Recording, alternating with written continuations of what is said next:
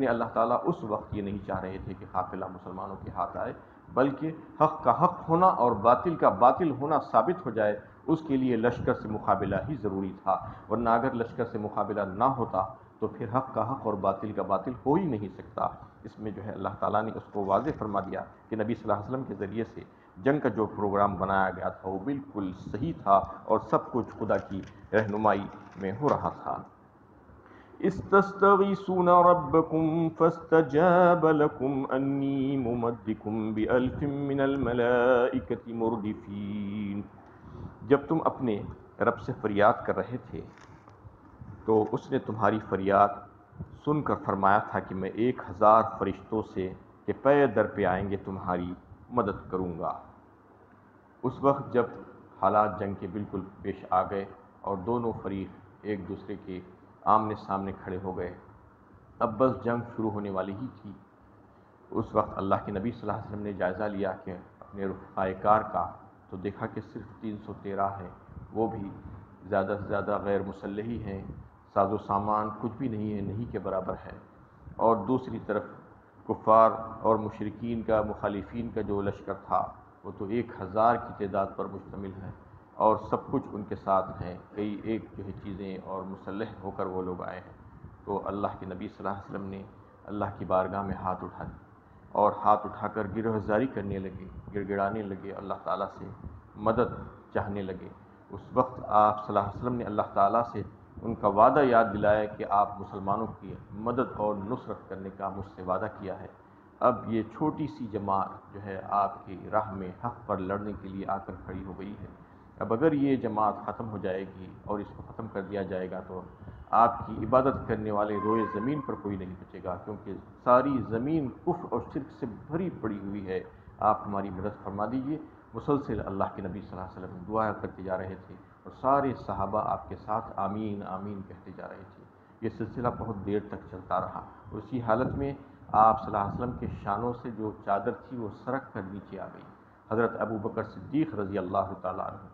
جو ہے آپ کی چادر مبارک کو برابر کیا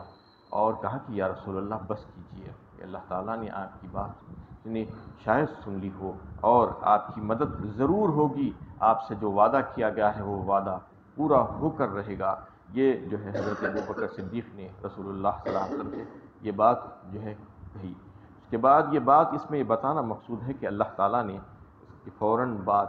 جو ہے فرمایا کہ تم ہم سے جو استغاثہ کر رہے تھے، جو ہم سے جو دعا کر رہے تھے، ہم سے جو فریاد کر رہے تھے، ہم نے وہ سن لی اور قبول فرما لی۔ استستغیثون ربکم فاستجاب لکم، فرمایا ہم نے اس کو قبول فرما لیا۔ تم لوگ جو رو رو کر گڑ گڑا کر ہم سے مدد مانگ رہے ہیں اور ہم سے جو ہے منت سماجت کر رہے ہیں اور ہمارے سامنے ہاتھ پھیلائے ہوئے بیٹھے ہیں، ہم سے فریاد کر رہے ہیں، تو یقیناً ہم تمہاری مدد پر قادر ہیں۔ بِأَلْفٍ مِّنَ الْمَلَائِکَةِ مُرْدِفِينَ، فرما دیا گیا کہ 1000 فرشتوں سے تمہاری مدد ہوگی۔ فوراً وعدہ آ گیا اللہ تعالیٰ کا۔ یہ 1000 فرشتوں سے مدد کا کیوں آ گیا؟ جبکہ جو ہے قوم لوط کی بستی کو تباہ کرنے کے لیے جو فرشتوں کو بھیجا گیا تھا، اس کا تذکرہ اگر آپ روایتوں میں دیکھیں تو حضرت جبرائیل امین صرف اپنے ایک پر سے اس بستی کو اٹھا کر پلٹ دیے تھے۔ فرشتوں کو تو اللہ تعالیٰ نے اتنی قوت اور طاقت عطا فرمائی ہے، ایک ہی فرشتہ کافی ہو جاتا، 1000 فرشتے بھیجنے کی کیا ضرورت تھی؟ یہ کوئی انسانوں جیسا معاملہ تو نہیں ہے کہ جا کر مقابلہ کرنا ہے۔ فرشتوں کو اللہ تعالیٰ نے بے حد و حساب طاقت اور قوت عطا فرمائی۔ بس یہاں پر جو 1000 فرشتوں کا جو وعدہ کیا گیا تھا یہ اس وجہ سے تھا کہ اللہ تعالیٰ انسانی فطرت کو جانتے ہیں، کہ انسانی فطرت تعداد کو دیکھتی ہے کہ مقابل میں اتنے ہیں تو میرے پاس کتنے ہیں، میری مدد کو کتنے آ رہے ہیں۔ اسی وجہ سے اللہ تعالیٰ نے 1000 فرشتوں کا وعدہ کیا یہاں پر، کہ صرف تسلی کے لیے مسلمانوں کے لیے، ورنہ تو ایک فرشتہ ہی کافی ہو جاتا، اور یہاں پر تو 1000 فرشتوں کا وعدہ کیا ہے۔ سورہ آل عمران 4 پارے میں بھی غزوہ بدر کا جب تذکرہ چل رہا تھا تو وہاں پر تو 3000 اور 5000 فرشتوں کا تذکرہ فرمایا گیا۔ لقد نصرکم اللہ ببدر وانتم اذلہ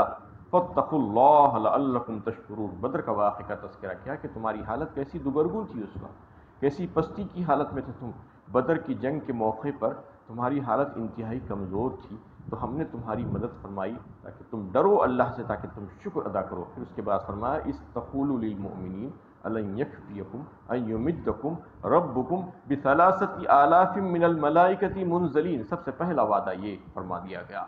کہ یہ جو ہے وعدہ اس وجہ سے کیا گیا تھا، یہ بتایا گیا ہے روایتوں میں کہ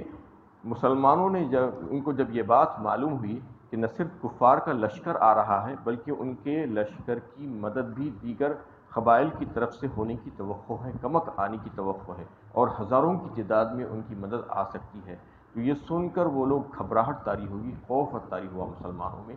اور ان میں جو ہے ایک ہیجان پیدا ہو گیا۔ تو اس وقت اللہ تعالیٰ کا مزید وعدہ آیا، نہ صرف 1000 بلکہ ہم 3000 فرشتوں کو تمہارے لیے بھیج سکتے ہیں، کیا تمہارے لیے کافی نہیں؟ اللہ کے نبی صلی اللہ علیہ وسلم دلاسا دے رہے ہیں، تسلی دے رہے ہیں مسلمانوں کو، استقول للمؤمنین الن یکفیکم ان یمدکم ربکم بثلاثۃ آلاف من الملائکۃ منزلین، تمہارا رب تمہاری مدد کے لیے 3000 فرشتوں کو بھیجے، الن یکفیکم ان یمدکم ربکم بثلاثۃ آلاف من الملائکۃ منزلین بلا ان تصبروا وتتقوا ویأتوکم من فورہم ھذا یمددکم ربکم بخمسۃ آلاف من الملائکۃ مسومین۔ اس کے بعد فوراً بعد اور ایک وعدہ کیا گیا۔ یہ وعدے جو کیے جا رہے تھے مسلمانوں سے، یہ اس وجہ سے کہ حالات کے اعتبار سے مشروط طور پر وعدے تھے، اگر ایسا ہوگا تو ہم بھی تمہاری اور مزید بڑھا دیں گے کمک، اور فرشتوں کو زیادہ کر دیا جائے گا، 1000 کے بجائے 3000، 3000 کے بجائے 5000 کر 5000 کس صورت میں بتایا گیا کہ اگر تم صبر کرو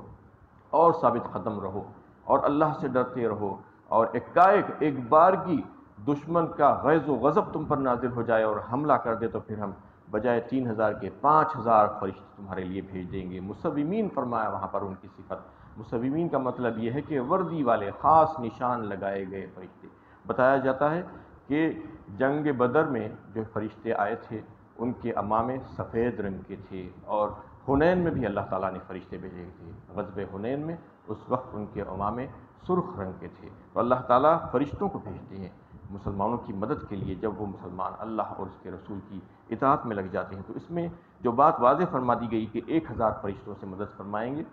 یا 3000 فرشتوں سے مدد فرمائیں گے یا 5000 فرشتوں سے مدد فرمائیں گے، تو زیادہ تر مفسرین کی رائے یہ ہے کہ اصلاً تو 1000 فرشتے ہی آئے، 3000 اور 5000 کی نوبت نہیں آئی، اس وجہ سے کہ اور مزید کوئی کمک جو ہے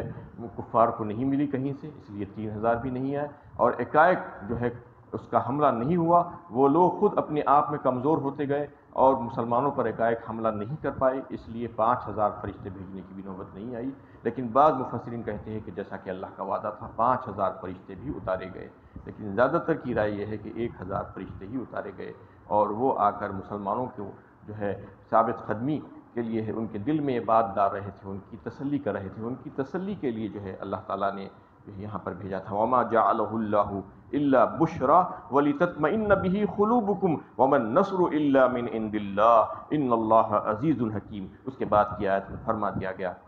کہ فرشتوں کو بھیجنے کا مطلب کیا تھا، اللہ نے اس بات کو تمہارے لیے سرتا سر بشارت بنا دیا، اور یہ خوشخبری تمہیں اس لیے دی تاکہ تمہارے دل مطمئن ہو جائے، اور نہ مدد تو اللہ ہی کی طرف سے ہوتی ہے، یقیناً اللہ غالب اور حکمت والا ہے، اللہ تعالیٰ کسی کا محتاج نہیں ہے، وہ نہ فرشتوں کا محتاج ہے اور نہ کوئی دوسری مخلوق کا محتاج ہے، وہ جس طریقے سے چاہے جیسے چاہے مدد کر سکتا ہے، لیکن ان مسلمانوں کی مدد جو ہے اللہ تعالیٰ نے فرشتوں سے فرمائی، ان سے وعدہ فرمایا اور وعدے کے مطابق فرشتوں کو نازل فرمایا،